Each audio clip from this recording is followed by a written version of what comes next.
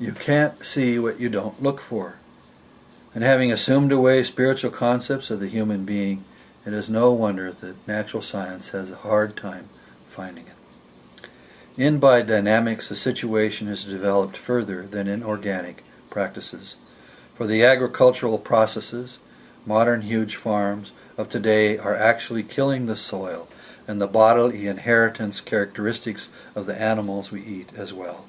The living earth on which we depend as a fully integrated organism in its totality is dying, and we are killing it.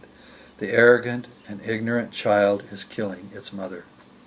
In order to return life to the earth, we have to recognize that it is itself integrated into the cosmos, into the extratelluric fullness of the whole solar system. Nothing is separate from anything else, and it is only the overuse of the presently limited thinking processes of analysis without wise synthesis by natural science that has led to this false perception of independence, parts unrelated to wholes. The moon and the planets do influence plant and animal growth, and we need to include these realities out of a scientifically oriented new discipline of observation and thinking that is Goethean science, in our understanding of the underlying nature of living agricultural processes. This is biodynamic agriculture.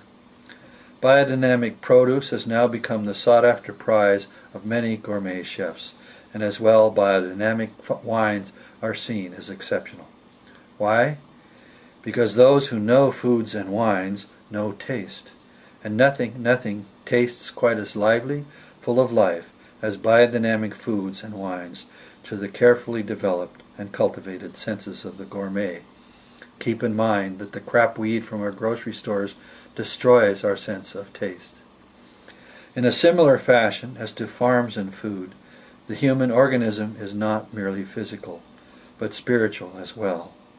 We have in fact 4 bodies, not one: a physical body, an ethereal or life body, a soul or psychological or astral body, and a warmth or ego or spirit body.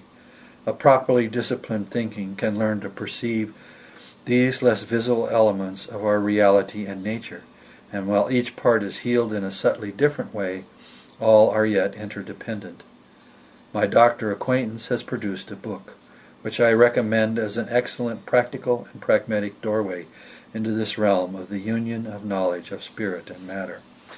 He doesn't know everything, but he will be a good start on a valuable subject for all, to coming to the appreciation of the facts of which I've been writing here. New revelation is making its way into the world, and the true second coming is upon us. These changes leave traces in human cultural developments, fingerprints as it were. And in Dr. Cowan's book, The Fourfold Path to Healing, we have one quite outstanding fingerprint. For example, he describes how with good nutrition we heal the physical body. With good therapeutics, butterfly kisses instead of sledgehammers, we heal the ethereal or life body. With good movement exercises, we heal the soul or the psychic or emotional or astral body. And with meditation, good mental exercises, we heal the spirit body. This is just one, by the way, of thousands of books and works and human activities that have begun to come in the world through the new revelation and as part of the true second coming in the spiritual. Education is being transformed, as is art and psychology and science and social science and beyond.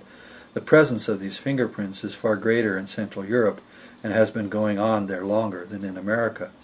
The ignoring of this Christ presence and its offerings to humanity's deepest needs is the ultimate spiritual crime of the now very much needs to be dying institutional Roman Church. Unfortunately, it will not die an easy death. And with that theme I will next approach a way to understand how to save the Catholic or Christian religion from the no longer viable patriarchal dominance of the old Christian religious institutions.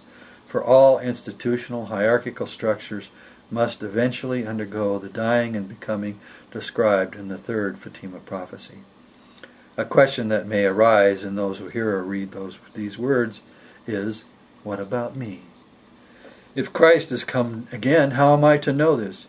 If he promised to be with me until the ends of time, how am I to see him in the Spirit today? Doesn't he make himself available to all?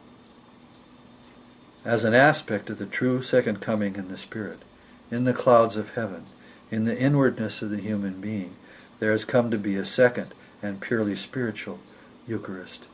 In Luke, Christ says, "The kingdom of heaven is inside you." So look inside yourself and you will find him there.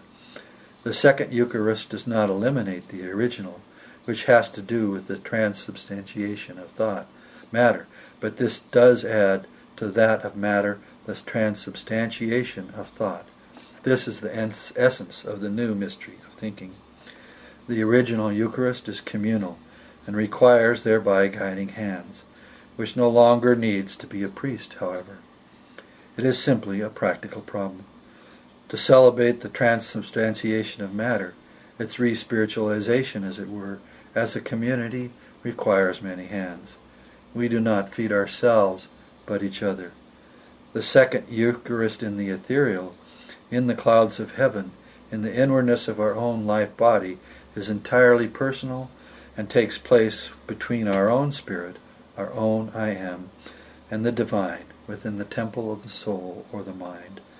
The practice of the transubstantiation of thought is religious in intention, that is, it is an aspect of our will. Scientific in perception, that is, an aspect of our introspective thinking.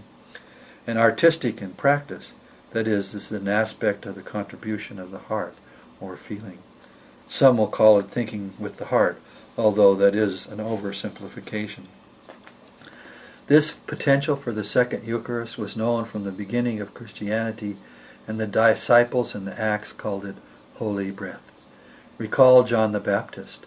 "The one coming after me, I cannot even carry his sandals.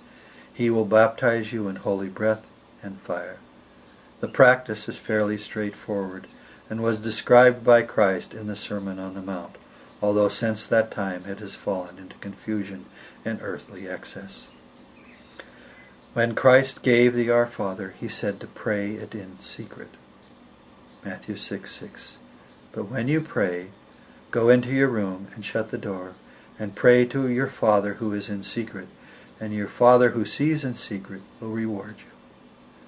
This is the true spiritual mystery of prayer, to pray in secret, not in public. The practice of public prayer is a practice of institutional coercion and religious totalitarianism. We are meant to be shamed by this, and its chief fruit is the further empowerment of the priest as a necessary intermediary between us and the divine. That time is over.